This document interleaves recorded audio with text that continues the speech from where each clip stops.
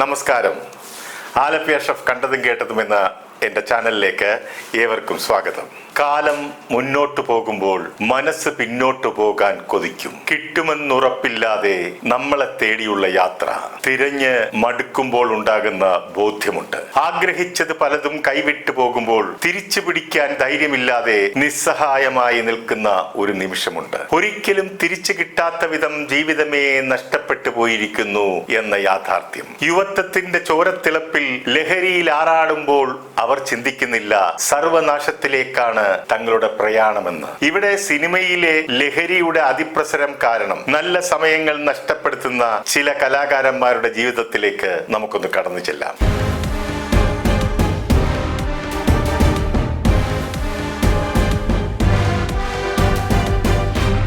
Hema committee report പുറത്തു വന്നപ്പോൾ മലയാള സിനിമയിൽ പിടിമുറുക്കിയിരുന്ന ലഹരി മാഫിയയെക്കുറിച്ച് പരാമർശിച്ചത് നാട് മുഴുവൻ ചർച്ചയായതാണല്ലോ. ലഹരി നുരയുന്ന സിനിമാ ഷൂട്ടിംഗ് ഇടങ്ങളിൽ ഷാഡോ പോലീസ് എത്തുമെന്നും കാരവനിൽ പോലും പരിശോധന ഉണ്ടാകുമെന്ന് പറഞ്ഞതും കേട്ടപ്പോൾ സിനിമയിലെ ലഹരി ഉപയോഗത്തിന് അന്ത്യം കുറിക്കുമെന്ന് കരുതി. എന്നാൽ എല്ലാ കണക്കുകൂട്ടലുകളെയും തെറ്റിച്ചുകൊണ്ട് ഒരു പടി കൂടി മുകളിലേക്ക് എത്തുകയാണ് ഉണ്ടായത്.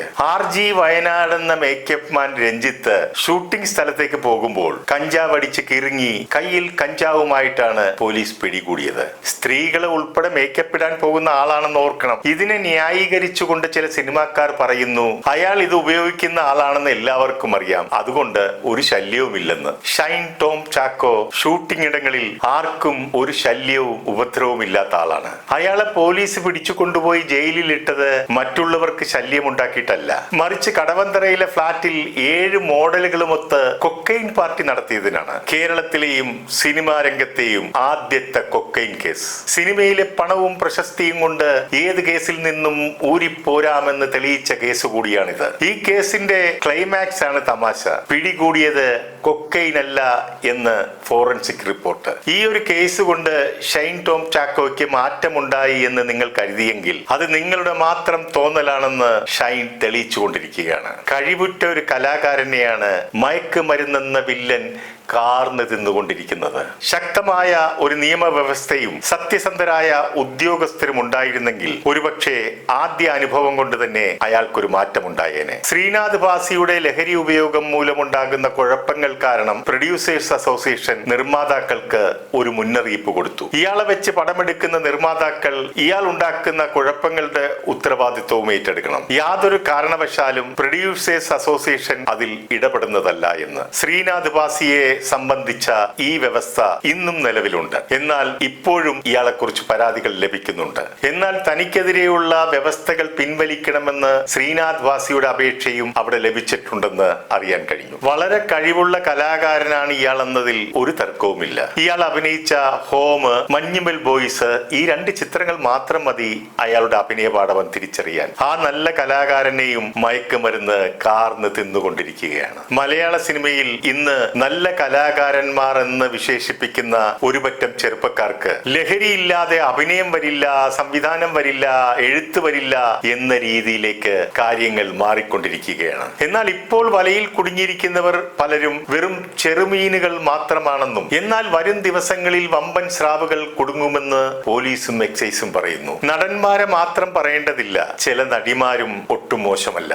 ഒരു നടി ലഹരി ഉപയോഗിച്ച് വണ്ടി ആക്സിഡന്റ് ഉണ്ടാക്കി. ആള് കൂടിയപ്പോൾ ഫിറ്റായ അവർ റോഡിൽ ഇറങ്ങി നിന്ന് കാല് നിലത്തുറയ്ക്കാതെ ആളുകളോട് തട്ടിക്കയറുന്നത് നാം ചാനലിലൂടെ കണ്ടതല്ലേ. അവരും നല്ല ഭാവിയുള്ള ഒരു കലാകാരിയായിരുന്നു. ഇതുകൊണ്ടൊക്കെ അവർ എന്ത് നേടി? ലഹരി കൊണ്ട് കുറെ പേര് ദോഷം നേടി. മറ്റൊരു നായിക നടിയെയും ലഹരി പാർട്ടിയിൽ പങ്കെടുത്തു എന്ന പേരിൽ പോലീസ് സ്റ്റേഷനിൽ കൊണ്ടുപോയി ചോദ്യം ചെയ്തതും നമ്മൾ കണ്ടതല്ലേ. അവരും അഭിനയ മികവ് തെളിയിച്ച് മുന്നേറിക്കൊണ്ടിരിക്കുന്ന സമയമായിരുന്നു. കൊല്ലം പരവൂരിൽ ഒരു സീരിയൽ നടിയായ ഷംനത്ത് എന്ന പാർവതിയിൽ നിന്നും MDMA പിടിച്ചെടുത്തത് വീട്ടിലെ കിടപ്പുമുറിയിലെ ബെഡിന്റെ അടിയിൽ നിന്നാണ്. ഭർത്താവും കുട്ടിയുമൊക്കെയുള്ള ഒരു ചെറുപ്പക്കാരിയാണെന്ന് ഓർക്കണം. അവരും അവരുടെ ജീവിതം തുലച്ചു എന്ന് പറഞ്ഞാൽ മതിയല്ലോ. മറ്റൊരു ജൂനിയർ ആർട്ടിസ്റ്റ് എന്ന് പറയപ്പെടുന്ന അനില രവീന്ദ്രൻ എന്ന സ്ത്രീയെ കൊല്ലത്ത് നിന്ന് പോലീസ് പിടികൂടിയപ്പോൾ 41 ഗ്രാം MDMA പിടിച്ചെടുത്തത് അവരുടെ സ്വകാര്യ ഭാഗത്ത് നിന്നാണ്. സ്വന്തം ജനനേന്ദ്രിയത്തിൽ നിന്നാണ് മയക്കുമരുന്ന് പിടിച്ചെടുത്തതെന്ന് ഓർക്കണം. ഈ മയക്കുമരുന്ന് ഉപയോഗത്തിനും വിൽപ്പനയ്ക്കും വേണ്ടി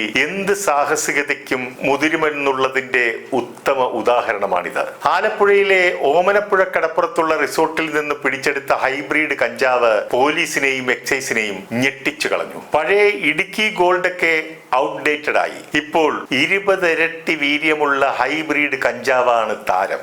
ഓമനപ്പുഴ കടപ്പുറത്ത് നിന്ന് ഒരു ഓമനയെ നാർക്കോട്ടിക് പോലീസ് പിടികൂടിയത് 3 കിലോ ഹൈബ്രിഡ് കഞ്ചാവുമായിട്ടാണ്. ഈ പൊന്നോമനയെ 3 ഇടങ്ങളിൽ 3 നാമധേയത്തിലാണ് അറിയപ്പെടുന്നത്. കർണാടകയിൽ മഹിമ, തമിഴ്നാട്ടിൽ തസ്ലീമ സുൽത്താന, കൊച്ചിയിൽ ക്രിസ്റ്റീന. ഈ ഓമനയോടൊപ്പം ഒരു ഓമനക്കുട്ടനെ കൂടി പിടികൂടിയിട്ടുണ്ട് ആലപ്പുഴ മണ്ണഞ്ചേരിക്കാരൻ ഫിറോസ്. ഈ ഓമനയായ ക്രിസ്റ്റീന ഒരു കൊച്ചു സെലിബ്രിറ്റിയാണെന്നും കൂടി ഓർക്കണം. ആലപ്പുഴ എക്സൈസിൽ നിന്നും അറിയാൻ കഴിഞ്ഞത് പഴശ്ശിരാജ, വർത്തമാനം എന്നീ ചിത്രങ്ങളിൽ ചെറിയ വേഷങ്ങളിൽ അഭിനയിച്ചിട്ടുണ്ടെന്നും സിനിമയിൽ അന്യഭാഷാ നടിമാരെ ഡയലോഗ് പഠിപ്പിക്കുന്ന ജോലി ഇവർ ചെയ്യുമായിരുന്നു എന്ന്. മലയാളത്തിലെ പല നടീനടന്മാരുമായിട്ട് ഇവർക്ക് അടുത്ത ബന്ധമുണ്ടെന്നും അറിയാൻ കഴിഞ്ഞിട്ടുണ്ട്. പോലീസ് തെളിവുകൾ ശേഖരിച്ചു കൊണ്ടിരിക്കുകയാണ്. 3 നടന്മാരെ കുറിച്ചുള്ള വ്യക്തമായ തെളിവുകൾ ഉണ്ടെങ്കിലും ഏതായാലും 2 പേരുടെ കാര്യത്തിൽ തീരുമാനമായി കഴിഞ്ഞു. അവർ തമ്മിലുള്ള ചാറ്റുകൾ പലതും പോലീസ് കണ്ടെടുത്തിട്ടുണ്ട്. ഈ 2 പേരാണ് ഷൈൻ ടോം ചാക്കോയും ശ്രീനാഥ് ബാസിയും. ഇനിയൊരു വമ്പൻ സ്രാവ് കൂടി ഉണ്ടെന്ന് പോലീസ് പറയുന്നു. അതിനുള്ള തെളിവുകൾക്കായി പരതുകയാണെന്നും പോലീസ് പറയുന്നു. ഒരുപക്ഷെ പണവും സ്വാധീനവും ഉള്ളതുകൊണ്ട് പോലീസിന്റെ വലയിൽ നിന്ന് രക്ഷപ്പെടാനും സാധ്യതയുണ്ട്. ഈ വമ്പൻ സ്രാവായ യുവനടന് വേണ്ടി ഹൈബ്രിഡ് കഞ്ചാവ് മാത്രമല്ല ഹൈബ്രിഡ് മോഡലുകളെയും ഇവർ സപ്ലൈ ചെയ്തിട്ടുണ്ട്. 25,000 രൂപ ഒരു മോഡലിന് വേണ്ടി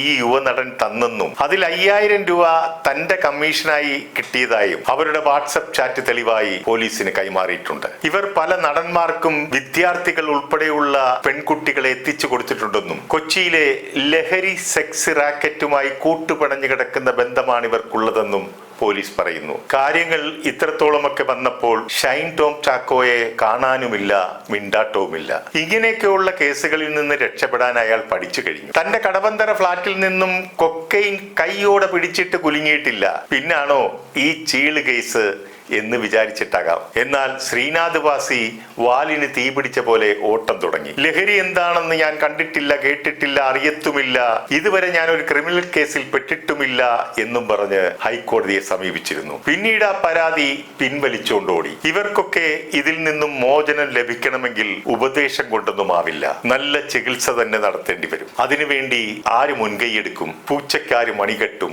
അതാണ് പ്രശ്നം. നമ്മൾ വളർന്നു വരുമ്പോൾ എഴുതാൻ പെൻസിൽ മാറ്റി പേന തരുന്നത് എന്തിനാണെന്നോ, ഇനിയുള്ള ജീവിതത്തിൽ തെറ്റുകൾ പറ്റിയാൽ മായ്ക്കാൻ എളുപ്പമല്ല എന്ന ബോധമുണ്ടാകാൻ വേണ്ടിയാണ്. നിർത്തുന്നു. നന്ദി, നമസ്കാരം.